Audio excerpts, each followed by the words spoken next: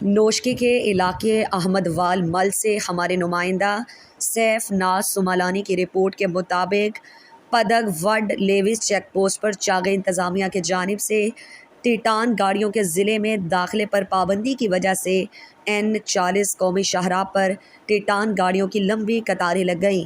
اس موقع پر ٹیٹان گاڑی ڈرائیوروں نے کہا کہ چاغے ضلعی انتظامیہ دال بندین تیل کمیٹی کے ہاتھوں یرغمال ہے۔ نوشکی سے ٹیٹان گاڑیوں کو چاغے کی حدود میں گزشتہ 4 دنوں سے روکے رکھا ہے۔ اس سردی میں ہمیں شدید مشکلات کا سامنا ہے۔ چاغے انتظامیہ غریب ڈرائیوروں کے منہ سے نوالا چھیننا چاہتی ہے۔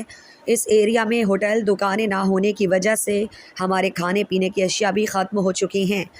چیک پوسٹ پر موجود اہلکاروں کے مطابق ضلع انتظامیہ کی ہدایت پر ٹیٹان گاڑیوں کی چاغی میں داخلے پر پابندی عائد ہونے کی وجہ سے ٹیٹان گاڑیوں کا داخلہ بند کر دیا گیا ہے۔